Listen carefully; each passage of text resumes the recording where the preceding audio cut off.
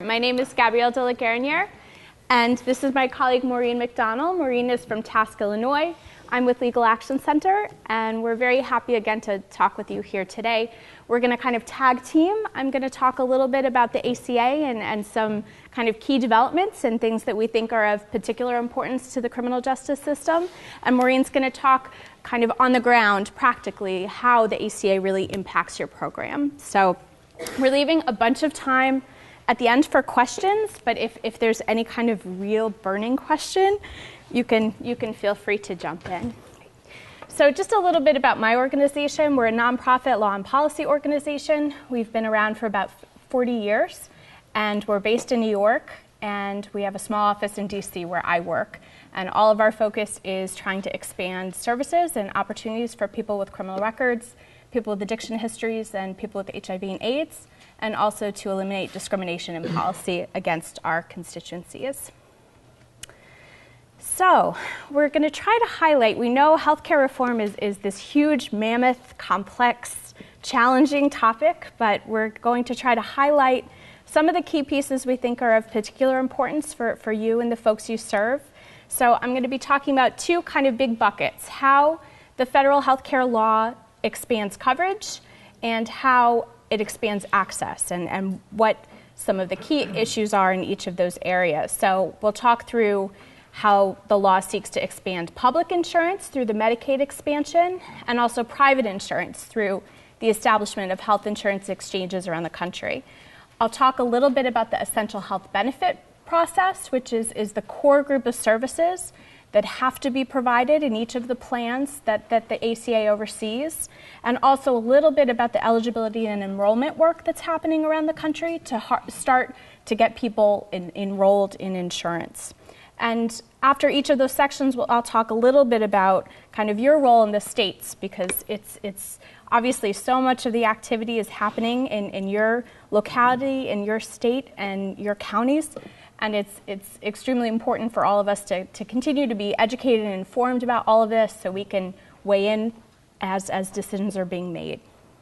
So I'll start with Medicaid and what the law does to expand Medicaid eligibility. So as I mentioned, this really is, I know they talk about it as a healthcare reform law. This is really a health insurance law, as we all know. So a huge piece of what the law does is to expand public insurance through Medicaid, both by lowering the amount of money, the income requirements, and also removing a number of the categorical restrictions that the program has had attached to it.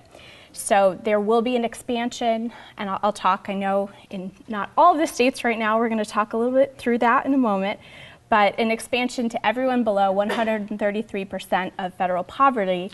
And the key thing here is that as I'm sure many of you know, childless adults, no matter how poor they are, in many states have not been able to be covered through Medicaid.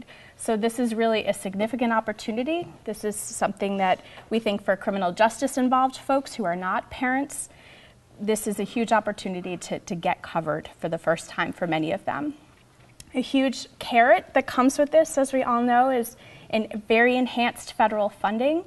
Starting in 2014, it will be a 100% funding from the federal government to cover this population, and it'll go down steadily until it stays at 90% in perpetuity.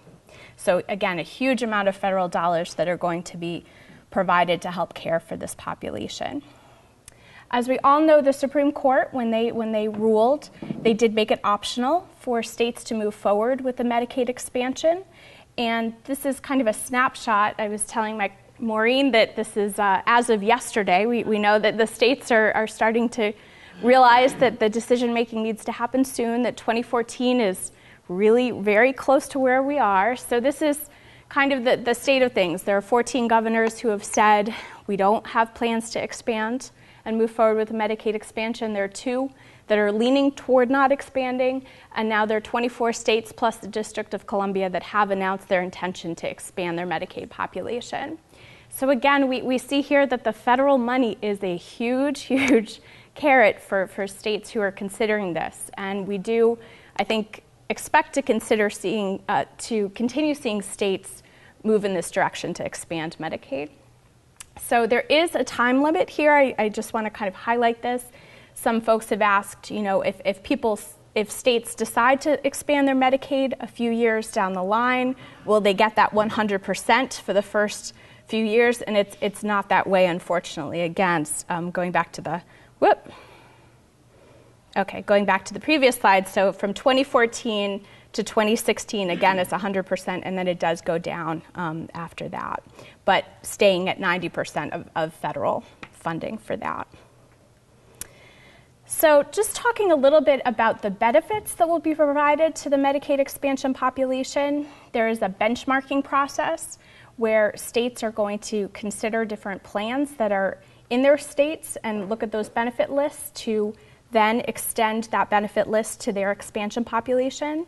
And they can choose between the Blue Cross Blue Shield plan in the Federal Employee Health Benefit Program. I'm sorry for all the acronyms in this slide, but I will define them as we're going, as I look and see all of those awful big letters.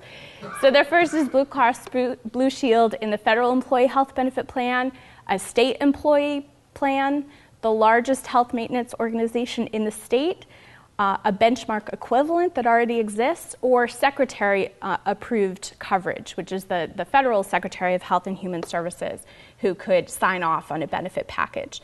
Some states have already announced their intention that they do want to use their benefit package that they're using for their traditional Medicaid beneficiaries and extend that. So that would fall under the secretary approved coverage option. So here, again, states have a lot of flexibility. They have a lot of decisions to make, and states do, I think, the federal government is trying to work with states to give them as much flexibility as possible in a number of areas. It is possible to do a few different benchmark plans that are targeted toward different populations. So that's one thing we're not sure kind of what the states will do with that, if they will have multiple benchmark plans that they run, or whether there will just be kind of one for this expansion population. But I did want to mention, I'm going to talk in a few minutes about the different benefit requirements that the Affordable Care Act establishes. And one is that there are 10 benefit categories called the essential health benefits that must be provided to all of these different plans, and I'll talk more about that.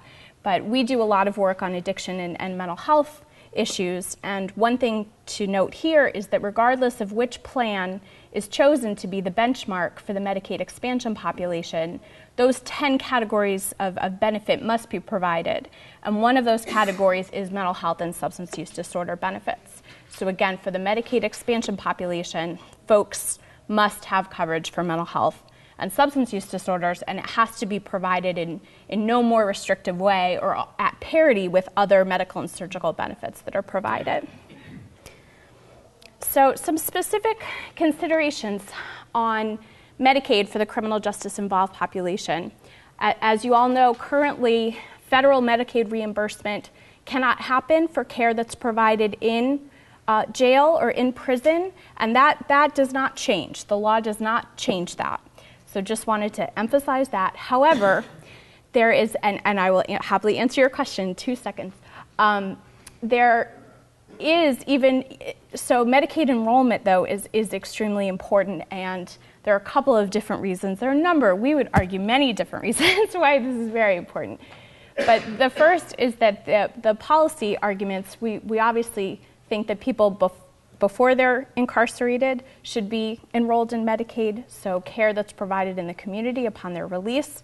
So there's continuity of care, which we know also has a direct impact on recidivism back into the system. We want people to be able to get care, and we don't want any kind of time lapse in between someone coming back into the community and being able to access care. There also is a provision of the law right now that allows for federal Medicaid dollars to go for care that's provided outside, even for an incarcerated person who receives care outside in either a hospital or a nursing facility, a juvenile psychiatric facility, or an intermediate care facility. Under those instances, federal Medicaid dollars can pay for that care. If a person is enrolled in Medicaid and their eligibility is suspended while they're incarcerated, then federal dollars can be collected for those services that are provided, again, outside of the jail or prison setting.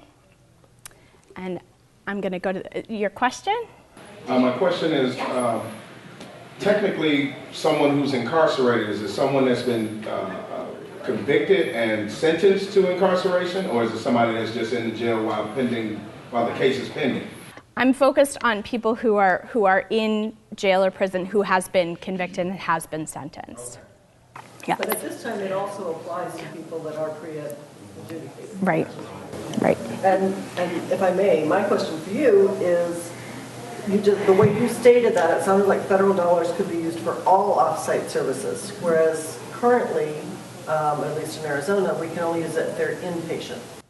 So the question was, and yes, so the question, Is that changing? No, that part of it, so it is an inpatient, it has to be more than 24 hours stay in one of the settings I mentioned for those federal dollars, so that does not change, that's right.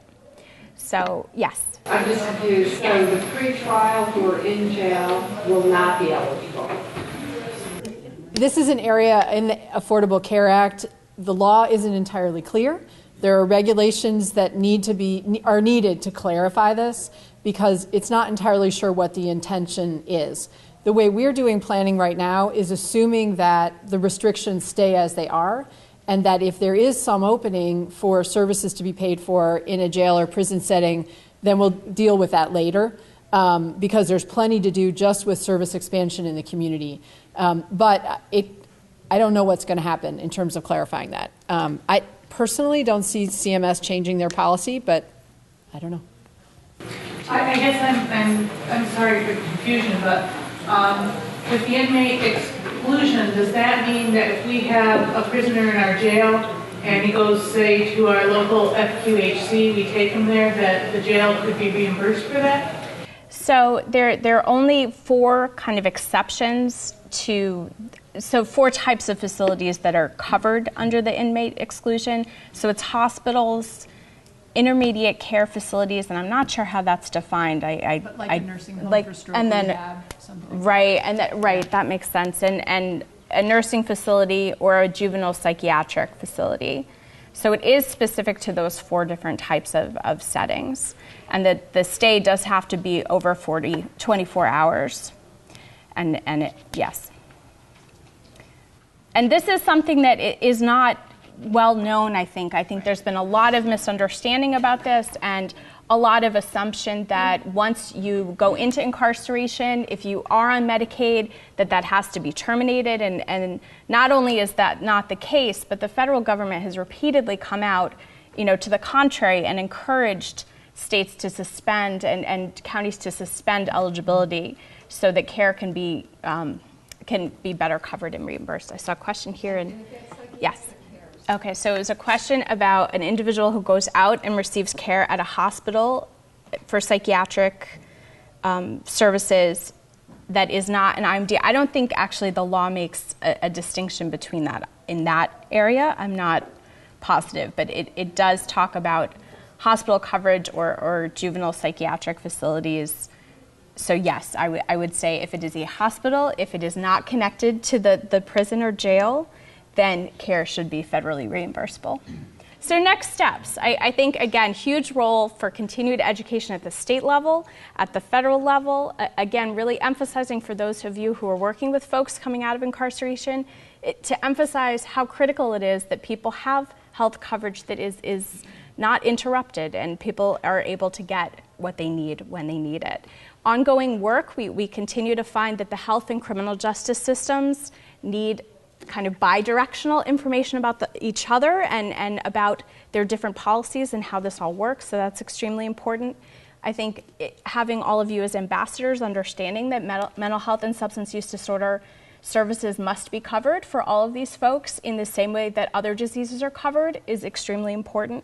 And then some of the health home work, which in some of your states, they may have elected to move forward with the Medicaid Health Home Initiative, which is focused on people with 2 or more chronic illnesses. There's a heavy focus on people with mental health and substance use disorders. And we just think, I know in New York, for any of you who are in New York, that a number of the health homes are being targeted and intended to work and provide care for people who are involved in the criminal justice system. So there's a real opportunity there. So that's Medicaid. I'm going to move on to the private side. So again, the ACA expands public insurance and also private insurance by creating here health insurance exchanges in all of the states. So these are competitive state-based marketplaces. There will be small employer plans and individual plans that will be operating in these health insurance exchanges. There are subsidies that are provided to help people afford coverage. 20 million people are expected to have coverage through a plan that is in one of these health insurance exchanges. And although it's limited initially to small and individual plans, large group plans can come in 2017 if all is going well. So the plans that are operating in health insurance exchanges do have to meet a number of requirements, qualified health plan requirements, and a number of consumer protections, which I'll talk about later. As I mentioned a little while ago, the essential health benefit requirements, those 10 essential categories of benefit, which include substance use disorder and mental health benefits, must be provided by the plans operating in the health insurance exchanges. In regulations the federal government has released, they also have paid special attention to mental health and substance use disorder service providers, and there's specific language that requires that qualified health plans have to maintain a sufficient network of providers, including mental health and substance use disorder providers, to make sure that people can get care without unreasonable delay. So that's very important, and we think that's a good thing. And I'll talk a little bit on the next slide about whether states are run by, exchanges are run by the state, the federal government, or in partnership, but regardless of who's running it, and this is something important, if your state is electing to have the federal government run an exchange, all of these requirements still must be met, regardless of who is running the exchange. So we know there are three options. States can run their own exchanges, the federal government can run a state's exchange, or there are these state-federal partnerships where states can choose to do one or a couple of things. The first being consumer outreach, and the second being plan management activities. So we know that the deadline just passed last week, so I have a good update. And this is a current stat here. So 16 states and DC have elected to run their own exchanges.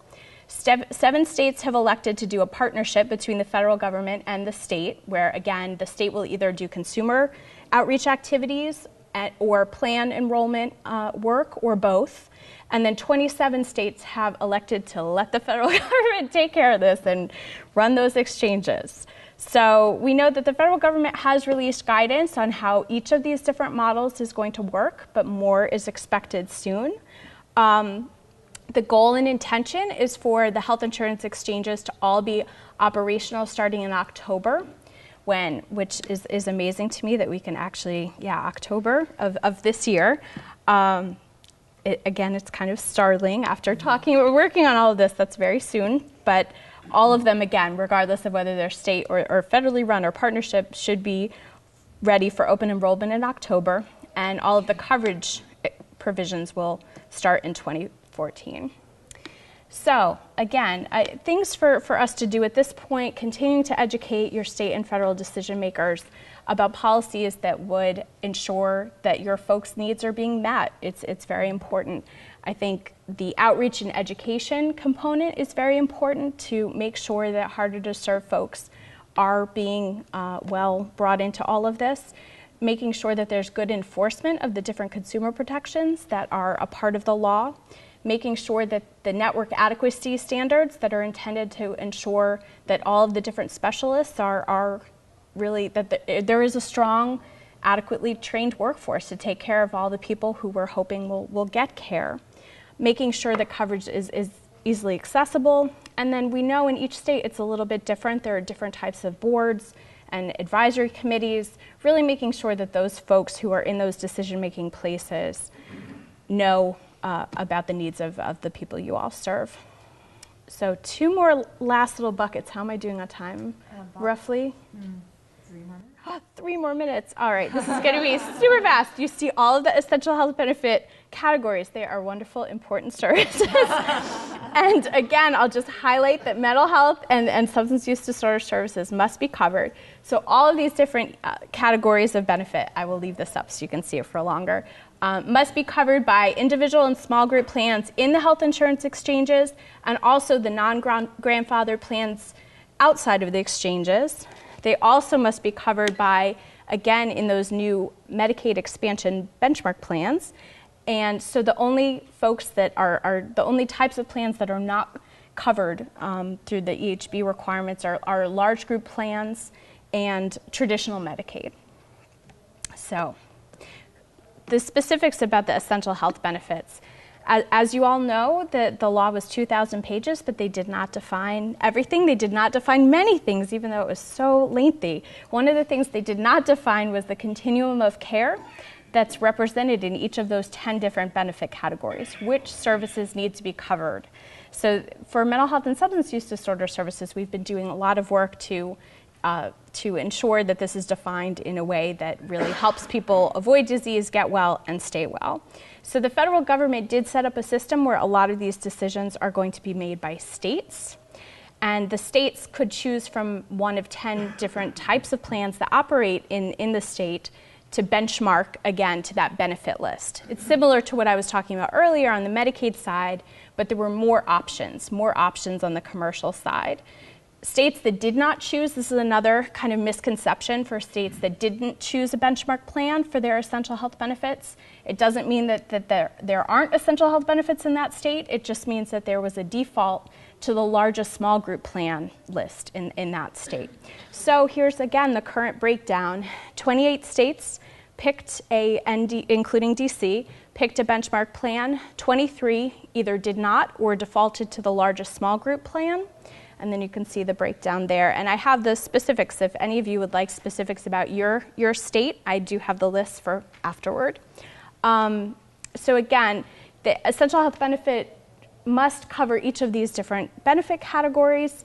If a category is missing, if a plan is selected as a benchmark and there isn't that category, it has to be supplemented and substituted in from another plan. There also are coverage requirements that require that mental health and substance use disorder coverage, again, is on par with coverage for other diseases. So it can't be more restrictive to access those benefits than other types of medical and surgical benefits under the plan. And the key thing here is if the plan does not comply with parity, then they do have to supplement that coverage. There are also non-discrimination requirements to ensure that people are not discriminated against in terms of benefit design because of age, disability, or expected length of life. They also require that the essential health benefits address healthcare needs of diverse segments of the population. And a key thing here, again, the Secretary of Human Services at the federal level must review all of the benchmark plans, all of the state plans, to make sure that those plans comply with all of these different requirements. So next, federal steps. So the final essential health benefits rule actually was released last week. It was very consistent with the preliminary rule that had come out, but with a couple of differences. One is that there was strong language in the final essential health benefits rule that said that coverage that didn't meet mental health and substance use disorder parity requirements does have to be supplemented, and additional services would have to be added. And this is the key part, one of the key parts, that states will not be held financially responsible for supplementing and for adding those additional services. There was a lot of confusion. A number of states had looked at their benchmark plan and felt that the mental health or substance use disorder benefits were not comparable to coverage for other illnesses, and they wanted to bring it up to par, but they were worried that that would mean it was a state mandate and that they then would be on the hook financially. So the federal government did clarify that this activity is really bringing it into compliance with the different requirements of the law, and it's still federally reimbursable services. So on the Medicaid side, we have gotten some preliminary guidance on Medicaid and the essential health benefits, because as I mentioned, for Medicaid expansion plans, they must comply also with these essential health benefit requirements. We're expecting final guidance in April. We also are expecting final guidance on the mental health and Substance Use Disorder Parity Law in May. And again, just want to emphasize that there are other levels of review that the Secretary is going to be certifying this. Find out, if you don't know what is happening on in your state on EHB, find out if you need help. We are around, happy to be helpful any way we can. I think it is important, again, to do all of that. So the last thing I'll say really fast is that eligibility enrollment is a huge, huge, huge focus in the Obama administration right now. There is a lot of work to make this as simple and as streamlined as possible and to make it as consumer friendly as possible, although we know that there are huge challenges here. I think we can all recognize that there is a lot to do to bring people into a good place to educate them about health insurance and the choices that they're going to need to make. And so I would just say to find out about activity in your state related to eligibility and enrollment, related to those programs that are intended to try to help educate consumers and get them enrolled in health insurance. You probably noticed that as Gab was describing what's going on with implementation of health reform, there are a lot of this is what we know and this is what we don't know yet. And if you ever remember seeing a photograph or a drawing of the Eiffel Tower kind of halfway built, you know, where it's just like up to here and it don't have the top part yet, that's about where we are. And that's why it's somewhat confusing. That's why there's a fair amount of uncertainty. But we're getting very close to at least an operating level of certainty pretty much across the board. And so I always encourage people just to hold on and work with what you know. So that's what we've been doing in the justice system in Illinois. I'm Maureen McDonnell. I'm the Director for Business and Healthcare Strategy at TASC in Illinois. We are a statewide case management agency working with people to keep them out of prison diversion work, and work with people then if they go to prison when they come out to try to keep from going back. We work with about 300 providers of substance abuse, mental health, and recovery support services across the state. And we don't provide any of those services ourselves. So we're sort of more system focused and population focused. And for us, when it became clear that the Affordable Care Act was a real thing back in 2010, we said, okay, this is an enormous opportunity for the justice system because there's such a concentration of people who are uninsured and people who have untreated psychiatric disorders and co-occurring substance use disorders and primary substance use disorders that are untreated that keep bringing them back, that this is like the biggest sea change we could really imagine. And so we've gone about national advocacy, we've gone about working in partnership, and we're doing a lot of implementation work in Illinois. So a lot of my examples are from Illinois. I apologize for that. But we are sort of typical of a lot of states where we don't have coverage for low-income adults until now. So I'm going to talk about what do you do, how do you think about the Affordable Care Act making a change in the justice system. The first thing to know is that there's an enormous number of the people who are going to become newly eligible who are under justice supervision. If you crunch these numbers for your own state, Jasper already did this for you, these are the Illinois numbers. We just looked at the number of people who flow through the jails in the state in a year, the number of people who are on probation in a year, the number of people who exit state prison in a year, and you could also add people on pretrial supervision, and there's other categories that are worth adding. And we came up with about 300,000 unique people in a year. And that's more than a third of the number of people who are expected to enroll in Medicaid in Illinois, depending on, all these numbers fluctuate. But the point being that this is an area of action where we can help the state and the health system meet their enrollment goals because they have to have expectation that every single eligible person get enrolled. That's part of the law and their legal compliance. And also, we know what this will mean when people actually have access to services. So when I talk to judges, this is what I say. I say, today, 1 out of every 10 people who appears in front of you has some kind of health insurance. 1 out of 10. And this is not in states like New York and Massachusetts that have already expanded coverage. This is in the rest of us. 1 out of 10 people, maybe they have veterans benefits, maybe they have disability-based Medicaid because of a mental illness or a physical disability, maybe they have some insurance through a job, but that's fairly unusual. So 1 out of 10 of the people who appear in front of you, and then you deal with programs we create and state and county funded services to get access for everybody else. And what this means in 2014, what the Affordable Care Act means, is we're moving to 9 out of 10 people who appear in front of you, Your Honor, who will have coverage. And that means you can make meaningful requirements that they get assessed for their untreated behavioral health problems, and you can reliably require that they participate in the services that are recommended because there'll be a way to pay for it. Now, it's not nearly that simple in practice, but that is the concept. And I find that the judges go, what? Like, really? How is that going to happen? And so it's been very exciting to talk about. And we're doing a system-wide planning process in Chicago right now. We may be starting in some other jurisdictions that are interested because it's like nothing that's really ever been available. So there are specific opportunities for the courts and probation, and then specific opportunities for jails. I'm going to talk about both of those briefly so we can get to some discussion. When you think about the impact of untreated psychiatric disorders and addiction, one of the things that happens the most often is probation violations that are related to those untreated problems. And so what an opportunity to substantially reduce probation violations and new arrests that are related to those conditions. And very important thing here, remember 1 in 10 to 9 out of 10, getting these results across all probationers and everyone under court supervision, not only people who are fortunate enough to benefit from our smaller demonstration programs. Now, these demonstration programs and specialty courts, I've worked on building a lot of them. They're extremely important because they've proven out the model and the concept. We've proven that it makes a difference. We've proven that it reduces jail days. We've proven that it increases quality of life and safety in the community.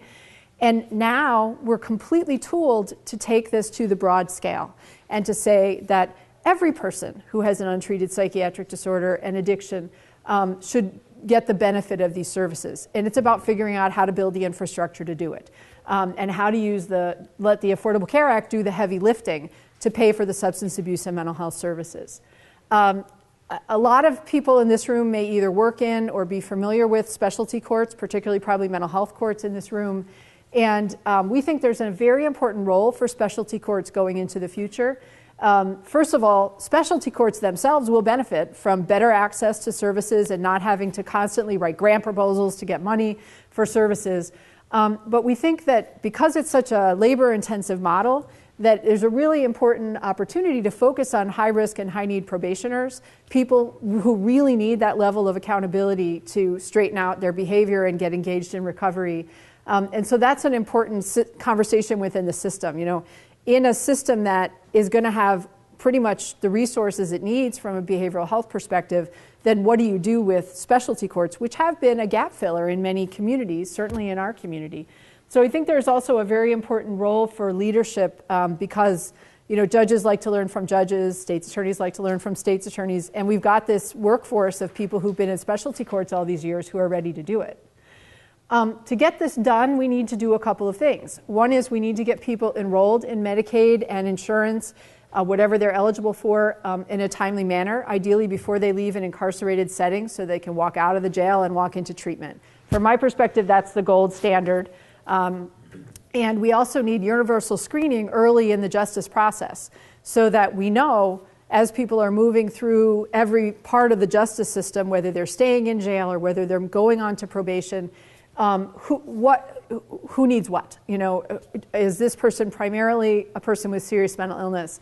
Is this person primarily have an addiction problem? How are we going to, and that's the basis then for recommending services to them in the community. We need to be able to match them to appropriate services. So from my perspective, courts and probation are going to need to know all the services in the community and have a method for determining sort of the appropriate way to make those referrals. We're working, just as one example, we're working with Dr. Faye Taxman from George Mason University on a process that she's put together that really creates essentially a managed care type of algorithm for matching offenders to treatment and based on what will lead to the least likelihood of recidivism. And we think that's a huge innovation in this time when we're going to referring large numbers of people into care. And I would definitely recommend looking at that in the future. We're certainly going to need expanded service capacity in the community. The good news is there's money coming to pay for that. We've been convening meetings with providers to talk about how do you do that, and how will you get referrals from the justice system so they'll have some assurance that it's worth their time to make those expansions.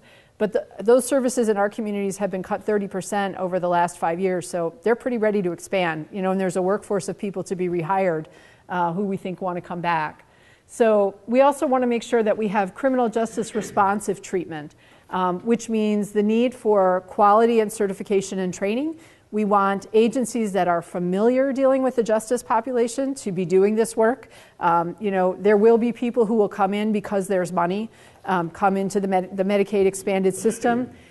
They aren't going to do well with our folks if they're not prepared, if their staff isn't prepared, if there's a lot of stigma, if they don't understand the related issues that need to be addressed, not just the person's behavioral health condition, but their lifestyle, their peers, all those criminogenic risk factors. I'm standing next to a chart that's the outcome of that work. We also think same-day access is extremely important for a justice-responsive system. If it's Friday afternoon and the alternatives are sending someone back to prison or putting them in treatment, the treatment has to be available Friday afternoon, not 3 weeks from now, because that's not going to work for a parole officer making that decision. And there needs to be a good way to report back to the supervising agency. And in Illinois, TASC does that work. There are lots of other ways that gets done, but not every treatment provider is prepared to do that or are familiar with, the rules around that. Similar opportunities in jails, and I'll go through this more quickly because it's very similar, but when you think about the numbers of people who frequently cycle through jails due to these untreated conditions, very expensive in jails, the medications are expensive, the health management is expensive, and if you have less people in jail, that's less money out of the county budget, so it's a big deal. And the potential to reduce incarceration through using these new resources in a structured way to increase diversion, like what a lot of the work at this conference is focused on, and in partnership with appropriate pretrial and probation supervision, we think is one of the biggest areas for potential benefit for counties and for people. Get people to treatment in the community, not languishing in jail when they will not largely get better in jail. And better for counties and other agencies of government who pay for those services in jails. It doesn't have to be done that way anymore. Same things are needed to gain results: rapid enrollment, universal screening, and matching to appropriate services. There does need to be some kind of infrastructure for coordinating all this. You all may be that infrastructure. It's conceivable, depending on the size of your jurisdiction. Or you may need to be sort of working on building something, that does that. Some of those services, assessment and ongoing case management, depending on how your state decides to do things in the benefit packages, can be paid for with the new Medicaid dollars, and some of them won't be. Services provided in jail, court advocacy services, things like that, probably won't be. So we're entering an era where we're going to have to braid funding from different resources to get this done. But this is what's needed to really move the broad numbers of people, into services in the community.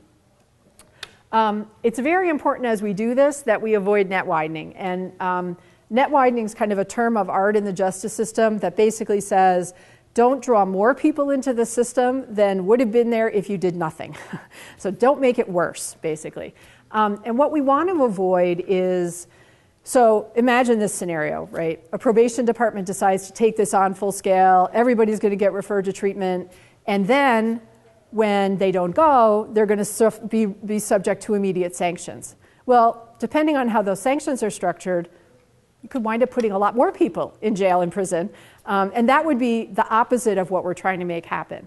So good diversion programs like all of you, drug courts, we've worked hard to develop graduated sanctions protocols. Doug Marlowe's research in this area is very helpful in thinking about what to do when in the stage of early recovery, mid-recovery, late recovery. You do different things to get somebody's attention at those different points. And so we want to use those well. We don't want to over-respond. And so this is a very important and fruitful area for work, I think, over time, over the next few years.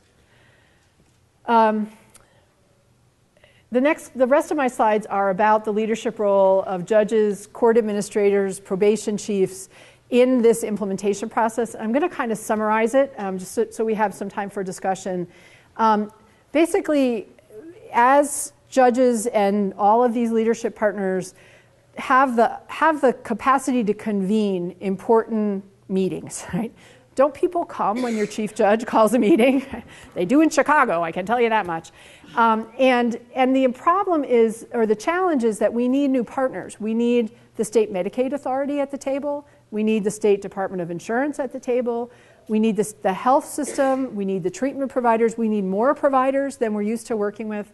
And so to be able to bring all of these people together in a structured planning process, you need a champion. And we think these are good champions from the justice system.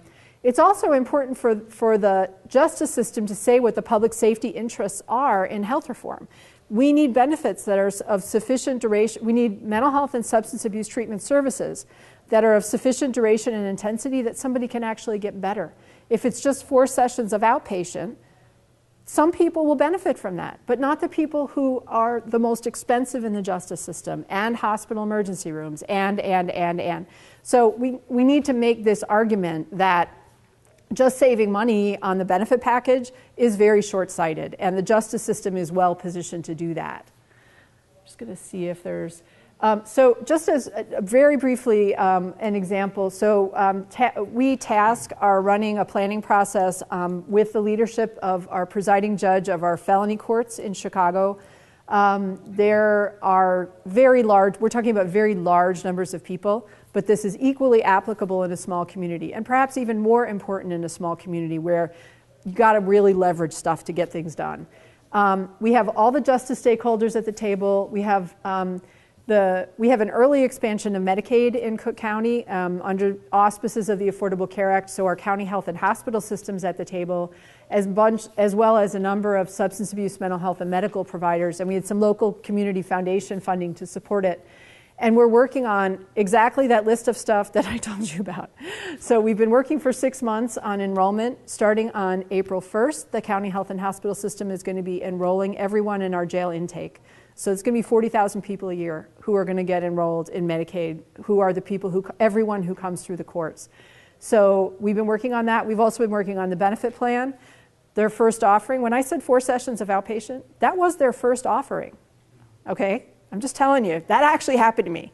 But we have now succeeded in persuading them that state law and parity requires them to actually offer the full range of mental health and substance abuse services that are defined in state law, that are in the specialty systems, now have to be integrated in Medicaid.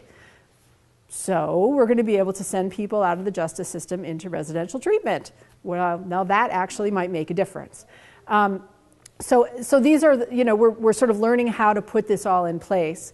And the Legal Action Center task and our partners at Advocates for Human Potential are also doing a project with SAMHSA that's about nationally looking at models for Medicaid enrollment in jails and prisons. So we are also, remember that Eiffel Tower halfway built, we are also trying to help shine light on what will work for lots of communities, because there's a lot to consider, there's a lot of choices, and this is a really potent and important time to work at making a difference on behalf of the people that you're already serving, and all the people that you can't get to. I mean, it's not much of a choice, and you don't really have to use evidence-based practices when you've got 200 people who need to go to treatment and you can send 10. There's no evidence-based way of triaging those people. I mean, it's a hideous choice that we're all left with. And so the best news I can leave you with, and the reason to struggle through understanding the Affordable Care Act, is you're going to be able to get to all 200. And in many communities, it's many more than that. I mean, we've got 100,000, that's just in Chicago. So I think we'll stop there and leave some time for discussion. Well, my question has to do with the fact that I come from a state where our governors decided that we're not taking the money from Medicaid. So I guess that leaves us with the default position of the marketplaces, I suppose. Is that what happens? And then the other part of that is our county legislative body has decided to ask for the money anyway, even though the governor says we're not getting it for the whole state. Is that actually a possibility, or does the state have to get the money for any one of the individual counties to get it? So first of all, which state are you from? Texas, yeah. So I guess first to your second question, There has been some discussion about letting certain parts of the state move forward, and the federal government has been resistant to that. But I think the federal government has been, working as hard as it can to be as flexible as it can for states to encourage states to move forward in their own way, in their own time. So at this point, that's something that hasn't happened, but we will see. I think on your first question, I'm sure you all saw that governors of Ohio and Virginia and Arizona and Florida are determining to move forward with the expansion. So I do think there does seem to be a trend toward expansion at this point. I'm not saying that that's necessarily going to be what happens with Texas, and you're correct that even without the Medicaid expansion, the private expansions are going to happen regardless of whether the state is running the show or the federal government. So I guess just continued hope that things do move in a better direction. The one option that I'm familiar with for county-led development in this is the one that Illinois took advantage of, that actually California figured out. So if there's anyone from California here, we can't thank you enough for figuring this out.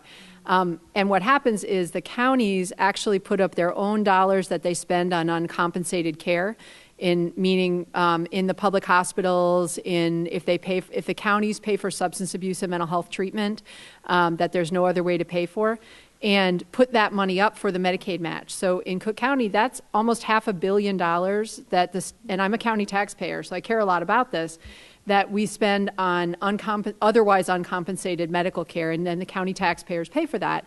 And with the Medicaid match, we'll be bringing another $500 million, with a B, billion dollars into Cook County. And so that we were the second state to take this on. Ohio is the third, and Cleveland has Cleveland will benefit from it. Cleveland has an application that's about to be approved, and I know that there's been discussions about the 6 largest counties in Texas doing this. And so what I think about this is that all the states are going to come along eventually. It may just be a little while in Texas. And I think it's important for the justice system to be involved, because justice system is a huge stakeholder in this, and one that wouldn't necessarily know about it. But it's time to become part of the discussion. Hi, my name's Lauren. I'm from Rio Arriba County in northern New Mexico. And I have a feeling that we Wyoming or Alaska are here, we're probably the most rural county participating in this program.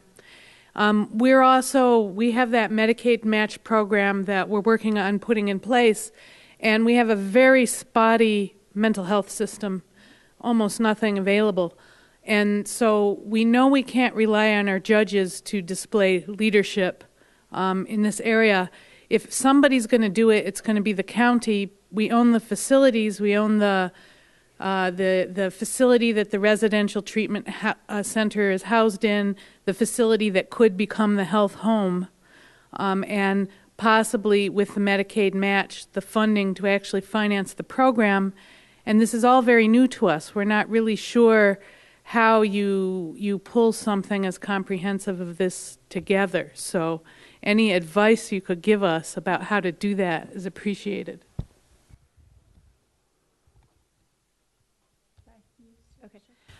So I'm really glad you asked that question, because this is a challenging collaboration to pull together.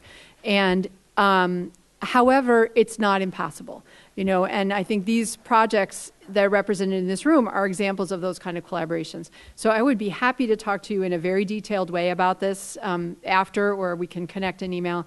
But there are a couple of things to think about. One is just know how many people in your county are going to benefit from the Medicaid expansion and from the health insurance exchange. That information is widely available. It's based on the census, and so we can help you find some resources on that. And then it's talking about, okay, how many of those people appear in the justice system, and what service expansion are we going to need to meet their needs? We did some back of the envelope calculations. We're going to do some real ones now, but we didn't do that yet. And we think we're going to be sending another 8,000 to 12,000 people to mental health and substance abuse treatment in Chicago every year out of the justice system, possibly more than that. And that's just out of the courts. So it's possible to kind of make some estimates about this and then say, okay, well, what would we need to do? Can our existing providers expand this much? Do we need to court some new people to come in and provide these services? It doesn't all have to be done at once. It can be done in manageable stages over time. And I think if your partners aren't exactly where you want them to be yet, think about manageable stages over time. We can make some of the resources that we have on planning, we can make available to you if you want to have those for participants. So I work with the juvenile system, and I've heard a lot today about when they come out of prison, when they come out of incarceration, and your program sounds like you're looking at 40,000 coming out of the jails and the prison system. So it just feels, I guess, the whole conversation here today just kind of feels like if our goal is to reduce people from going into prisons, we're missing a chunk. And so I'm just not hearing that covered. And if we're also going to be able to refer all these people to residentials now from prison, is that going to make like a residential boom like it did with our prison boom? And are we going to have to start building and funding new facilities? Sure, I did focus a lot on adults, and I'm sorry about that. It's something where we anticipate the same kind of coverage expansions and hopefully the same improvements in access to care in the community for kids and adults in various systems and not. I think the role of parents obviously is something that we continue to talk about, but quality of care, we're hoping with the additional federal dollars that are coming in and that are hopefully going to be strengthening the infrastructure around the country, that is going to be something that's improved. Mm-hmm. Yeah, and a robust set of services in the community is the best way to keep people out of jail and prison. And there's actually a paper on this that New York State has the highest per capita rate of substance abuse treatment and the lowest per capita rate of incarceration. And it's a very notable outcome. They've had this coverage for 20 years, and it's for real. It makes a huge difference. The other question that you asked was about capacity expansion. So, I think the answer is yes, and I think it's really good news. I think it's important for providers to consider what role they want to play. What I say to people basically is, how much business do you want? There are so many people with pent-up demand for these services that, if as a provider, if you want to aggressively create access, do it. The money's going to come. It's Medicaid money. It's not easy. It's not without challenges. But a lot of providers already work in Medicaid and know how to do that. So I don't think it's so much states and county governments figuring out how to build new facilities as much as it is maybe helping to catalyze the conversation and get people who are in a position to do this building interested in doing it. Could you discuss what happens with the states that aren't doing the Medicaid expansion as to what happens between the 100 and the 133%? Subsidies, the way the law was written, the subsidies for folks who will be in the private health insurance exchanges, there's a gap between the folks who were intended to be newly Medicaid eligible. So it is going to be a question in states that I totally agree with what Maureen said. I do think states will all end up getting there. It's just a matter of timing. In the interim, with folks who are not going to be eligible for the subsidies for the private coverage and are not in traditional Medicaid, it's going to be a question, I guess, if states are going to be putting additional dollars into systems. But it's unfortunately the law was written in a way that didn't anticipate that the Medicaid expansion was going to be optional. If you lived on the border, your state didn't participate, and it's just you cross the border. Can an out-of-state citizen participate in the health exchange, or is that another restriction? So the question was about border states, and this has come up in a serious way, that there are folks who live in certain parts of the country where there are going to be clear Medicaid expansion states, and states where they anticipate that the benefit coverage is going to be more robust than in other states. These are all questions about how this is going to work out. I can't answer that definitively, but I think the federal government would like to have the least amount of variability as possible. But we recognize that that's not going to be the case. And as we continue to talk, we are doing a lot of work, as Maureen was saying, as the system is being built. But for years and years to come, this is all going to be work at the state level and federally if things are not working as they were intended to work. So there are a number of challenges with that. Just getting back to the piece on suspending benefits. Currently, in incarcerated offenders, they can get suspended. If they're in for more than a year, then they get terminated. Now you're talking about them being suspended. Is that indefinitely that they're suspended? And if so, what's the reevaluation that's done with that, if any? So the first is that different states have different policy about this. So you mentioned that in your state it's terminated for a certain amount of time. That's not something that's consistent across each of the states. So suspension policy, and it's different in different states. So I know New York suspends, not terminates. And then the second piece of your question, I totally just lost. I'm so sorry. The second one is, well, I guess it kind of answers it, but if somebody is going to be reevaluated, like if they're suspended indefinitely, so Right. essentially, does that mean once they're determined to be eligible for that, they are forever eligible for it, and or is there some evaluation that later on? Yeah. So there is a redetermination. In Illinois, it's an annual redetermination.